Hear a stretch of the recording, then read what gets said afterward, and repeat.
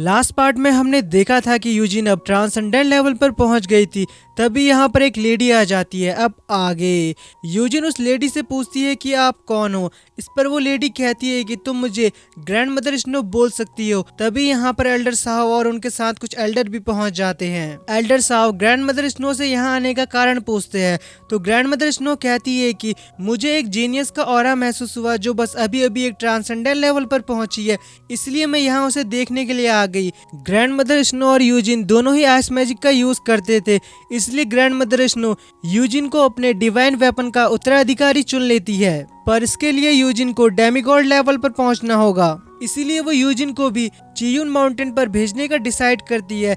इसके लिए एल्डर साहब तो मान जाते हैं क्योंकि वो जानते थे कि यूजिन और जूइंग अच्छे दोस्त हैं और यूजिन के वहां जाने से जूइंग को थोड़ी हेल्प मिल जाएगी। पर एक एल्डर कहता है कि हमने कुछ ही साल पहले जूइंग को वहां भेजा है और इतने जल्दी हम दोबारा किसी और को वहां नहीं भेज सकते हैं। तो यहाँ पर एक एल्डर कहती है कि डीमंस ने ऑलरेडी हमारे सिया क्लैन में घुसपैठ करना शुरू कर दिया है और इसलिए हमारे पास जितने अधिक ताकतवर लोग होंगे हमारे लिए उतना ही अच्छा होगा। अब सभी लोग यूजिन को चियून माउंटेन भेजने को तैयार हो जाते हैं। इसके बाद हम 5 दिन बाद का सीन देखते हैं जहां यूजिन एल्डरगोंग के साथ चियून माउंटेन पर पहुंच गई थी। यहाँ के सभी स्टूडेंट यूजिन को देखकर बहुत खुश हो जाते हैं। सभी लड़के यूजिन से प्यारी प्यारी बात करके उसे इम्प्रेस करने की कोशिश करते हैं। होंग को तो यूजिन काफी पसंद आ जाती है, पर यूजिन उनकी बातों पर ज्यादा ध्यान न देते हुए जूइंग के बारे में पूछती है। सभी लोग ये जानकर हैरान हो जाते हैं कि यूजिन जूइंग को पहले से जानती है। अब वो लोग यूजिन को जूइंग का पता बता देते हैं तो यूजिन जूइंग से मिलने के लिए चली जाती है।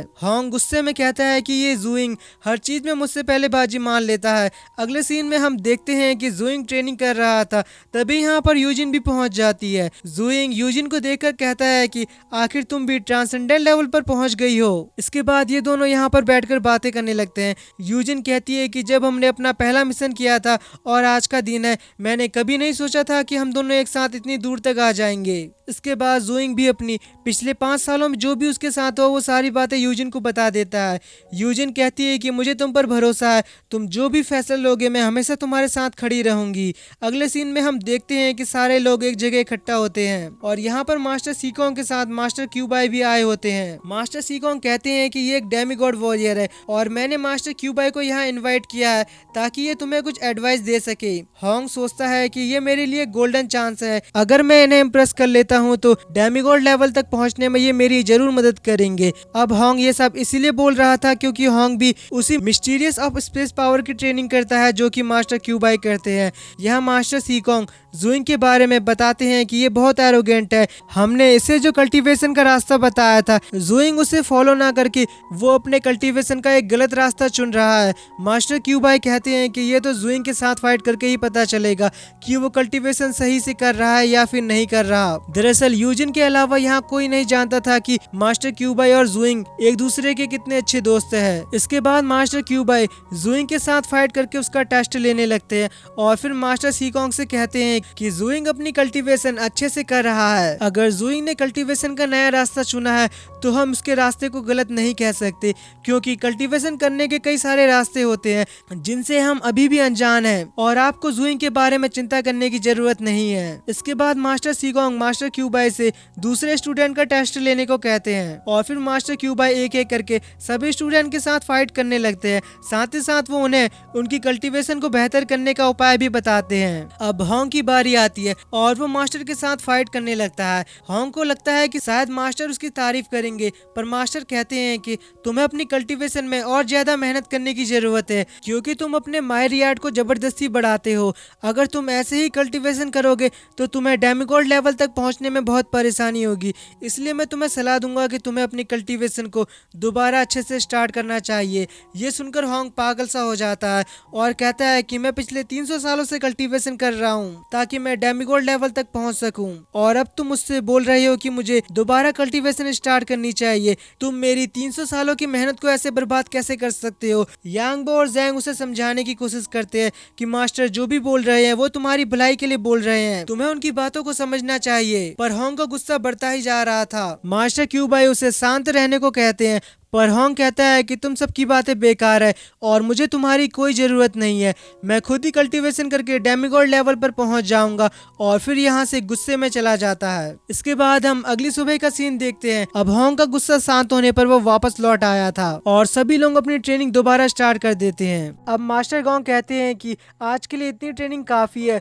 यांग बो मास्टर से कहता है कि मैंने सुना है कि डीमंस ने हमारे सिया क्लैन में घुसपैठ करना शुरू कर दिया है। तो इस पर मास्टर कहते हैं कि तुमने बिल्कुल सही सुना है और इसीलिए मैंने टीना को डीमंस के बारे में पता करने के लिए भेजा है। साथ ही साथ मास्टर बताते हैं कि कुछ दिन पहले हमें खबर मिली है कि ड्रैगन फायर ग्रास दोबारा प्रकट हुआ है और ये एक बहुत ही रेयर जड़ी बूटी है जो बहुत मुश्किल से मिलती है। इसलिए सिन वो पैलेस ने इस जड़ी बूटी को लाने के लिए एक मिशन दिया है। तभी यूजिन कहती है कि मास्टर, मैंने सुना है कि ड्रैगन फायर ग्रास की मदद से हम डीमंस की हीलिंग एबिलिटी को खत्म कर सकते हैं। तो मास्टर कहते हैं कि तुमने बिल्कुल सही सुना है, पर ड्रैगन फायर ग्रास को हासिल करना इतना आसान नहीं है क्योंकि यह ब्लैक विंड क्लिफ के नीचे लावे की नदी में पाया जाता है और इस जगह के बारे में किसी को भी जानकारी नहीं है कि यहाँ कौन से खतरे हो सकते हैं। पर यूजिन वहाँ जाने के लिए रेडी हो जाती है, साथ ही साथ जुइंग भी वहाँ जाने के लिए रेडी हो जाता है और जुइंग तो पहले भी ब्लैक विंड क्लिफ के नीचे जा चुका है। तो मास्टर गोंग भी उन्हें इस मिशन में जाने की इजाजत दे देते हैं और साथ ही साथ कहते हैं कि तुम अपना ख्याल रखना।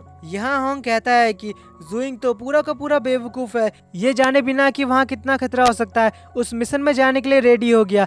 काश ये इस मिशन के दौरान मारा जाए। अगले सीन में हम देखते हैं कि यूजिन और जुइंग फ्लाइंग बोट में बैठकर उस मिशन के लिए रवाना हो जाते हैं। इसके बाद हम उस लावे की नदी का सीन देखते हैं जहाँ पर हम एक डीमन बीस्ट को देखते हैं जो कुछ मेडिसिन को एब्जॉर्ब कर रहा था।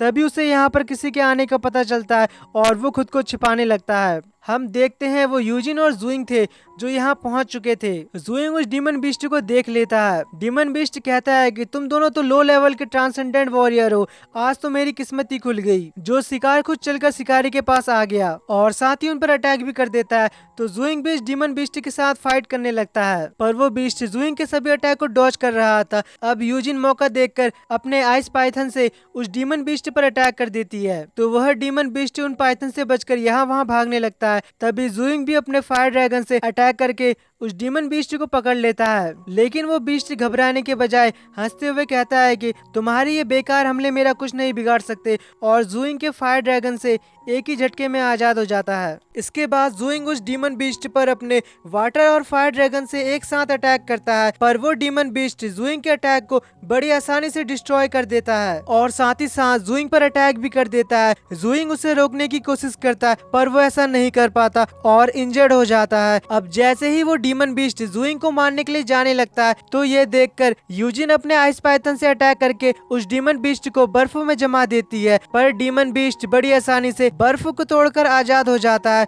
और दोनों पर अटैक कर देता है। जुइंग बड़ी मुश्किल से यूजिन और खुद को बचाता है। और वीडियो अच्छी लगी हो तो वीडियो को लाइक और चैनल को सब्सक्राइब जरूर कर देना।